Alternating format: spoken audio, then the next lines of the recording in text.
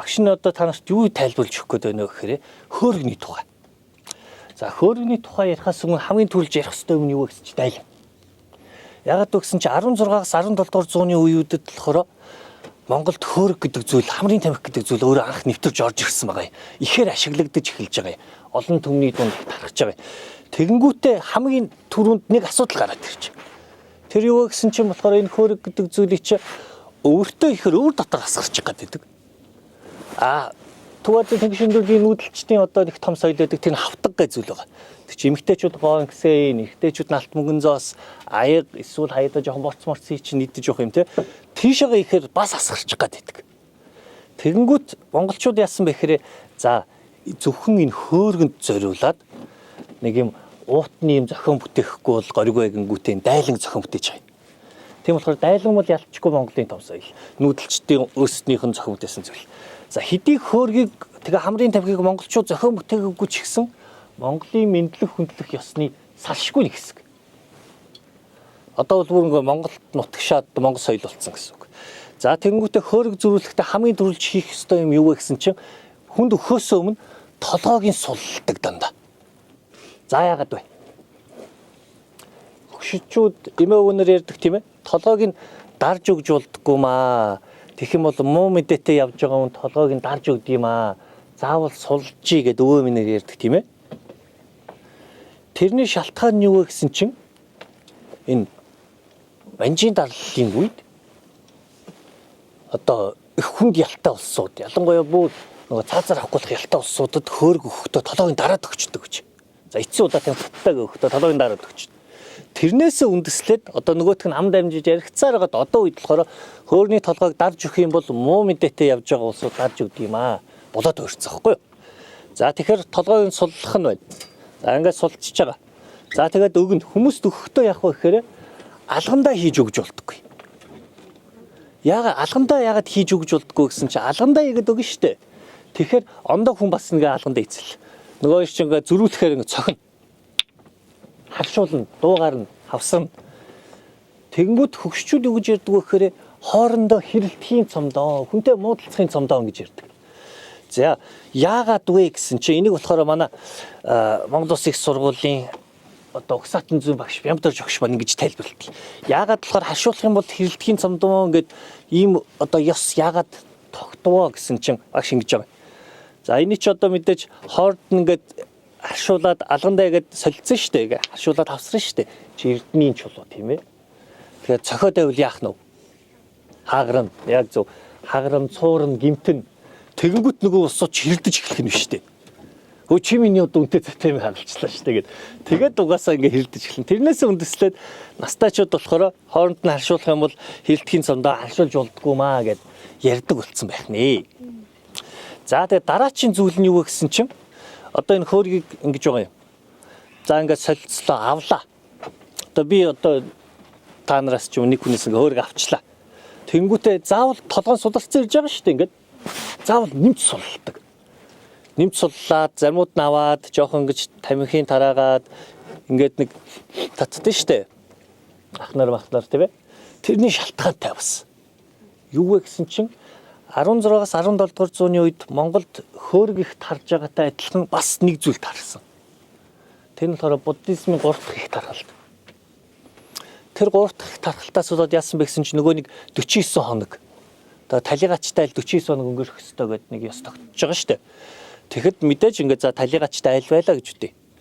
За тэгсэн чи холоос мэдээж жочингийн ч юм бол ирнэ. Сураг дуулаагүй тийм ээ. Болсон муу юм мэдээг байгаа хүн хүрээд ирнэ.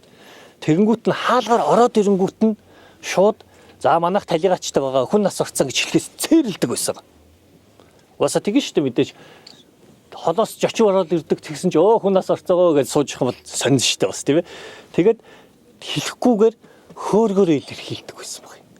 За тэгээд холоос жочин ороод ирлээ. За одоо төсөөлье одоо манайх талигачтай гэж төсөөлье. Муур. За тэгэнгүүтээ жочин нь одоо надад хөөрг өглөө. Би ингээ авчлаа. Толгой суларч ирж байгаа шүү дээ. Нэмж суллахгүйгээр шууд татах юм бол манайх талигачтай 49 хоног дуусааг байгаа гэдэг тэгж илэрхийлдэг байсан. Тэгээ нэмж суллахгүйгээр шууд татна. Тэгж дээр үед илэрхийлдэг байж. За ингээ хөөргч өөрөө бас дээрэс нь ангийн ялгааг харуулна. одоо нийгмийн анги гэж байна шүү дээ. Тэрний ялгааг харуулна. Юу гэсэн чинь лам нар болохоор дандаа шаазан хөргөх барьдаг байж. Яагаад вэ гэсэн чинь бурхан багш өөрөө сэт тартаг аватама буюу бурхан буддаа өөрөө шааз өргөхтэй байсан байна. Тэрний тэгээд лам нар дээр үеийн лам нар бэлгшээгээд бурхан багш хүртэл шааз өргөхтэй байсан. Би яга шааз өргөхтэй байдгүй ингээ. Тэгээ өөрснөө шааз өрг айгүйх барьдаг байж дээр үеийн лам нар. Одоогийн лам нар ч хамаагүй баг. Одоогийн лам нар ч ихнэр хүүхэдтэй. За тэгээ дараачийнх нь болохоор юу вэ гэсэн чинь одоо ноёдууд тэгээ баячууд болохоор хаш хөргөх барьдаг байсан баг. Төрийн хамгийн өндөр хэрэгэн зэрэгтэй хан зэрэгтэй ноёдууд байна шүү дээ. Одоо жишээлбэл сайн ноён хан, түшээд хан гэл байгаа шүү дээ. Тийм хан зэрэгтэй ноёдууд болохоор чүнчгэн норов, дартаам, манан хөөргүүд их барьдаг байсан байна. За тэгээд энэ хөөргч өөрөө болохоор дотроо 3 төрөл байгаа тийм ээ. Одоо нөгөө нэг баг гар, дунд гар, их гарын хөөрг гэдэг. Тэрийг яаж ялгадаг вэ гэсэн чинь одоо энэ дээр үеийн Монгол хөөргнүүд болохоор дандаа хоёр талдаа ингээд мөрөн дээрээ зэ бадан хийдэг гэж. За зэ бадын домгийн тухай сонсч ирсэн үү? Үгүй. За зэ бадын ийм домог өгдөг. Тэр нь юу гэсэн чи зүгээр домог жинхнээсээ болсон үйл явдал бол биш тийм ээ. Ам дамжсан домог. Тэгсэн чинь болохоор 13 дугаар зуунд Чингис хаан их зэрэгээ дагуулаад далаа тэнгис толоод очиж гинэ. Тэгсэн чинь далаагаас болохоор нэгэн ийм том амтны толгой цухангуудаа хэдий ч хөрсдгийг эзэлсэн ч хизээч миний далаа тэнгисийг эзэлж барахгүй гэж хэлж ийж гинэ. Тэрнээс үндэслээд нөгөө нэг та нар ингээд сүм, дугуйн, ордонгуудын хаалган дээр нэг юм барих цуцсан мангасын толгой байдаг та. Тэр ч өөрөө зэ бат байхгүй. За тэгэд мөрөн дээр нь зэ бат сийлээд байгаа нь бас учиртай. Хөрөний мөрөн дээр байгаа энэ зэ батны эврээр нь одоо эврийнхэн тоогоор нь тэр нь одоо баг гарын хөөрг байна уу, дунд гарын хүү, их гарын хүү гэдгийг дээр үед мэддэг байж. Одоо жишээлбэл 4 эвртэй байх юм бол баг гарын хөөрг. Зэ бадан одоо нөгөө тэр толгоонд 4 эвртэй байна шүү дээ. 6 эвртэй байх юм бол дунд гарын хөөрг. 8 эвртэй байх юм бол их гарын хөөрг гэдэг байж.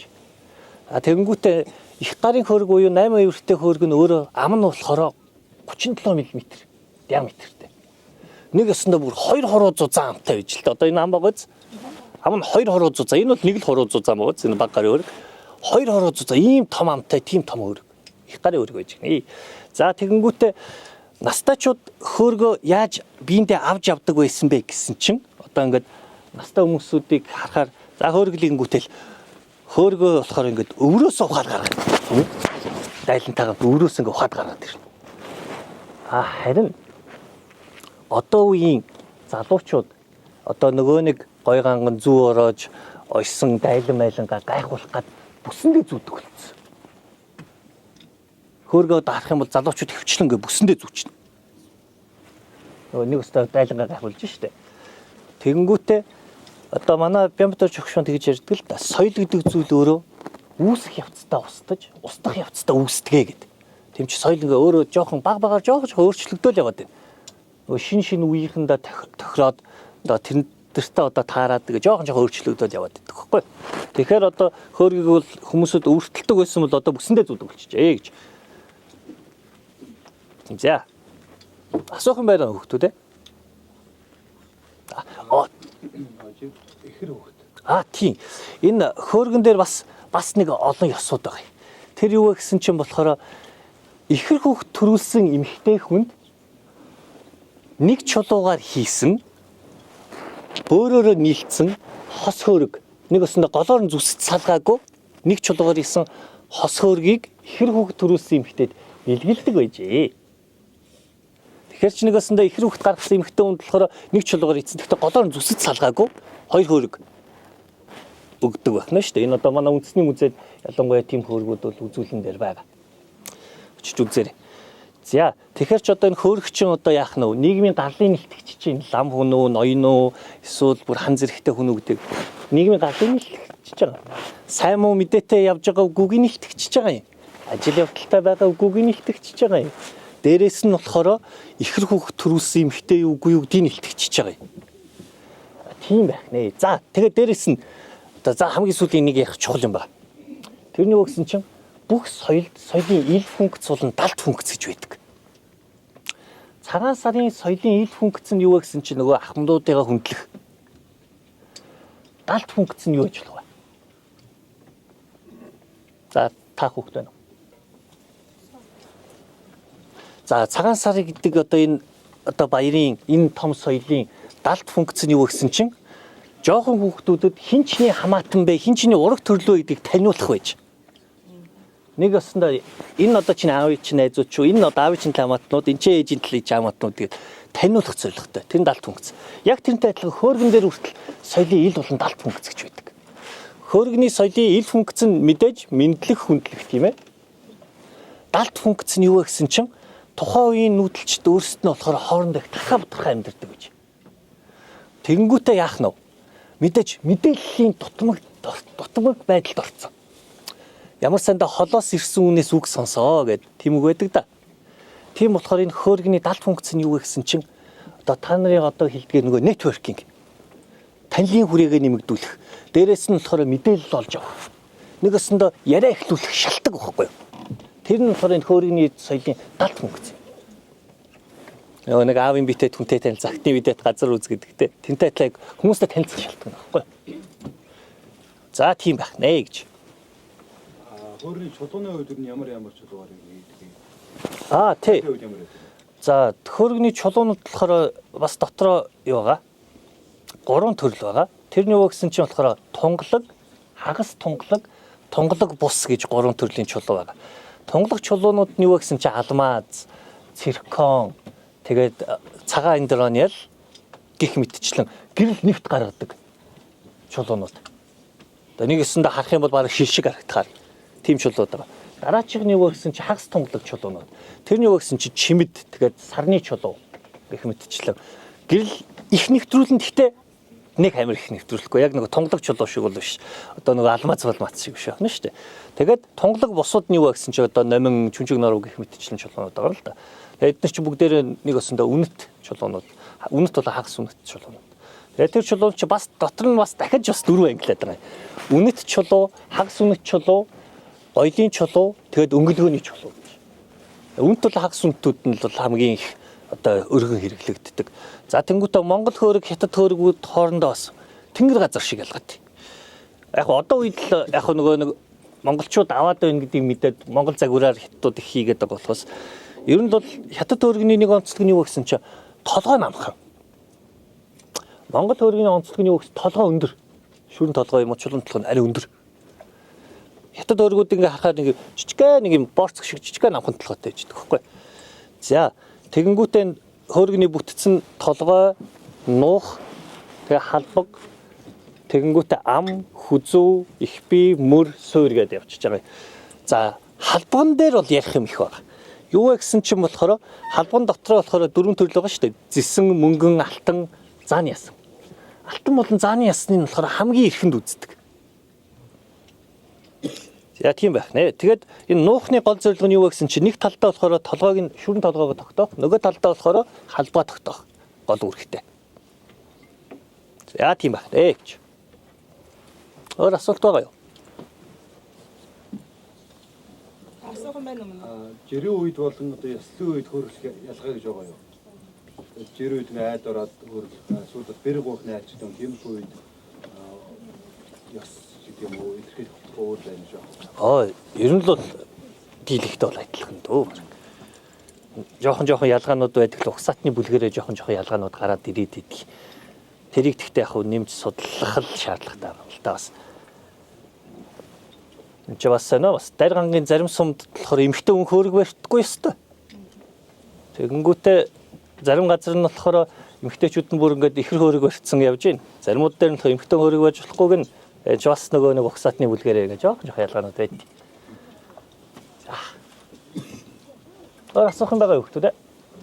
За. За.